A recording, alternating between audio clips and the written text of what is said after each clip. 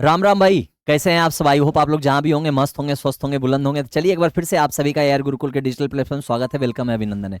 आज हम लोग फिर से एक मोस्ट इंपॉर्टेंट कॉन्सेप्ट के साथ आपसे रूबरू हो रहे हैं, मुखातिब हो रहे हैं।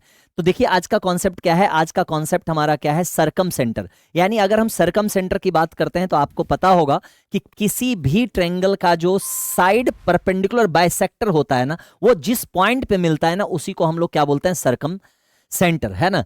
तो अगर हम एक्यूट एंगल ट्रेंगल की बात करते हैं तो एक्यूट एंगल ट्रेंगल में अगर यहां से इसका जो परपेंडिकुलर बाइसेक्टर है वो हमेशा कहां होता है? अंदर जाके मिलता है। यानी एक्यूट एंगल ट्रेंगल में ये सरकम सेंटर हमेशा कहां होगा? अंदर।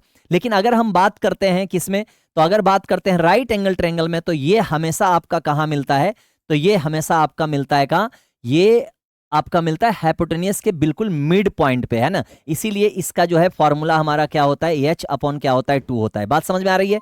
लेकिन अगर हम ऑब्ट्यूस एंगल की बात करते हैं तो ऑब्ट्यूस एंगल ट्रेंगल में वो हमेशा कहां मिलता है? बाहर मिलता है। कहां मिलता है? बाहर। तो इसी से रिलेटेड आपके क्वेश्चन दिए गए हैं कि इस पे विचार कीजिए। ये कह रहा है in an acute triangle the circum centre is outside the triangle. यानी ये बिल्कुल गलत है। कहां होता है? अंदर, है ना। In an right angle triangle the circum centre is the mid point of the hypotenuse. बिल्कुल सही जवाब है ये, है ना। और अगला क्या कह रहा है? In an obtuse angle triangle the circum centre is the inside the triangle. यानी बिल्कुल गलत जवाब है। ऑब्ट्यूस एंगल ट्रेंगल में हमेशा कहां होता है? बाहर होता है ना।